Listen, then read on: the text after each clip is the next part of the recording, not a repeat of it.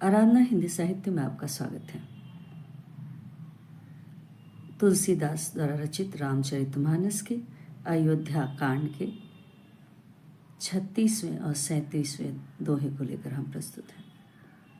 चहत न भरत भूपतई भोरे, विधिवस कुमति बसिए जिय त्योरे।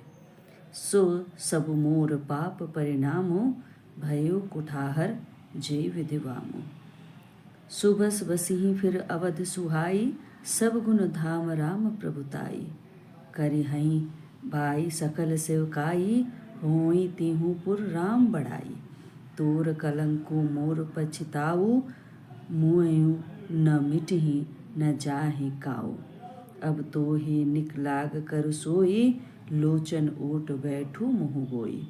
जब लगी जियो कहूँ कर जोरी, तब लगी जनी कछु कहसी बहुरी।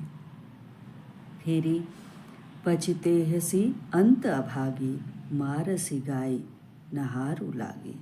परयु राव कही कोटि, विधि काहे करस निदान।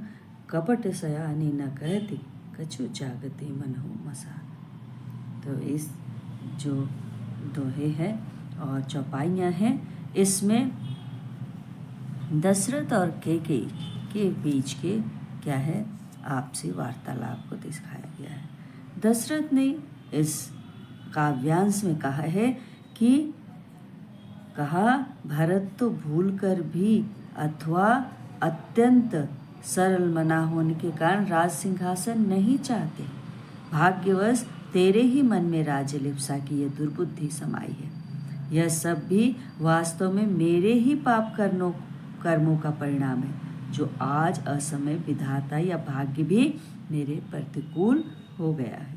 अयोध्या तो स्वतंत्र होकर फिर अच्छी तरह से बस जाएगी और उसमें समस्त गुणों के कोश राम को ही प्रभुता होगी और सभी उनकी यथोचित सेवा भी करेंगे।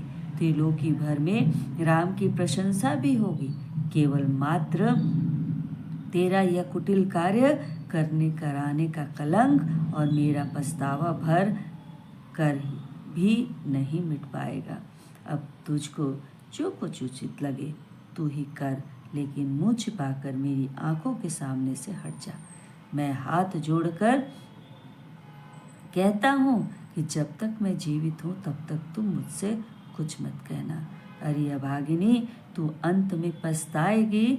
जो तू बाहर के बच्चे अथवा तृण अथवा नगण्य गाय को मार रही है, इस तरह करोड़ों अर्थात अनेक प्रकार से कैकेयी को समझाकर और अंत में कहते हैं कि तू अयोध्या और उसके राजवंश का सर्वनाश क्यों करती है।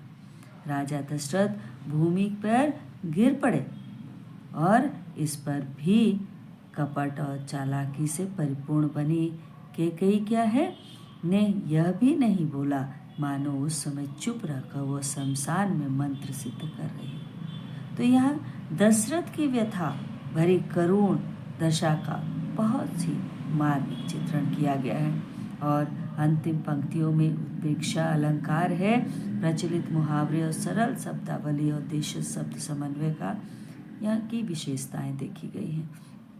तो ये दोहा क्या है दशरथ की।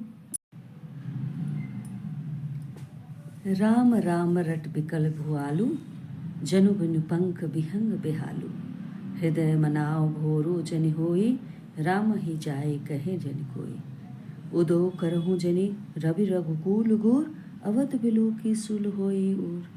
भूप प्रीति के कई कठिनाई, उभय अवधि विधि रचि बनाई। बिलपत निपहि भयो भिनुसारा, बिना बेनु शंख धुनि द्वारा। पढ़हि भाट गुण गावहि गायक, सुनत निपहि जनो लागहि सायक। मंगल सकल जोहाई न कैसे, सहगा मिनहि विभूषण जैसे। तेहि निसि नींद परि नहीं काहू, राम दरस लालसा उछाऊं। दोहा द्वार भीड़ सेवक सचिव, कहीं उदित रवि देखी। जाग्यों अजहूँ न अवधपति, कारण कवनु विशेष। तो ये पंक्तियाँ क्या है राजा दशरथ के ने सारी रात केके की कोप वन में ही व्यतीत कर दी और इसे देखकर सब लोग प्रातःकाल कारण जानने के उत्सुक होने लगे। इसी का वर्णन क्या है, कवि तुलसीदास ने इन पंक्तियों में किया है। कहा है कि राजा दशरथ राम राम का नाम रटते हुए ऐसे व्याकुल हो रहे हैं जिस प्रकार कोई पक्षी अपने पर कट जाने पर व्याकुल हो जाता है। वे अपने मन में कामना करते हैं कि प्रातः न हो और कोई व्यक्ति राम के पास जाकर मेरा यह दुखद हाल न कहे। अपने वंश के आदि देव सूर्य को याद करके और उनसे प्रार्थना करते हुए कहते हैं कि वे रघुवंश के आदि गुरु सूर्य, इस रात्रि के व्यतीत हो जाने पर भी तुम उदित मत होना, क्योंकि तुम्हारे उदित होने से प्रातःकाल होगा।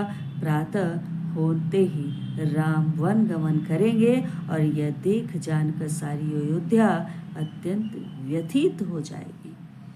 राजा के प्रेम भाव और कैकेयी की कठोरता को देखकर तो यह लगता है कि विधाता ने इन दोनों को ही चरम सीमा पर बनाया, अर्थात राजा का प्रेम भाव और कैकेयी की कठोरता दोनों ही चरम सीमा पर है।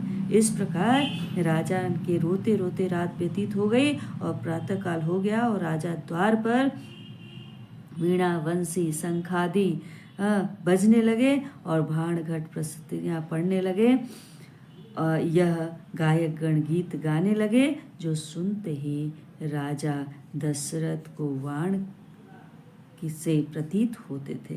उनको भला ये मंगल गान इसी प्रकार अच्छे नहीं लगते जैसे कि किसी सती होने वाली नारी की पति के साथ साथ चिता पर चढ़ते हुए आभूषण प्रिय प्रतीत नहीं होते हैं। और राजा, सच तो यह है कि राम दर्शन की लालसा और आनंदोल्लास में उस रात किसी को भी नींद नहीं आई, क्योंकि सब लोग रात भर क्या है जाग कर राम को युवराज तो प्राप्ति के समय देखने की प्रतीक्षा कर रहे थे। अंततः राजद्वार पर सेवकों और सचिव आदि की भीड़ लग गई और ये सब सूर्योदय हुआ देखकर कहने के लिए अब तक भी अयोध्या नरेश दशरथ नहीं जागे, इसका विशेष कारण क्या है। यहाँ दशरथ की अंतर स्थितियों का और भावों का अत्यंत मर्मस्पर्शी भावात्मक और काव्यात्मक प्रस्तुतिकरण किया गया है कि कवि की श्रेष्ठ भावात्मक क्षमता और वर्णन कौशल का परिचय यहाँ पे देखने को मिलता है कि कवि तुलसीदास ने किस तरह से अपनी काव्य को प्रस्तुत करने का सुंदर उपाय किया है। रघुकुल गुर का अर्थ है कि समीक्षकों ने वरिष्ठ से भी लगाया हुआ है और अलंकार यहाँ पुनरुक्ति, उत्प्रेक्षा, उपमा, उदाहरण, अतिशयोक्ति, अनुप्रास और विप्सा का प्रयोग किया गया है। तो ये हमारा 37वां दोहा समाप्त होता है। Please like, subscribe and share.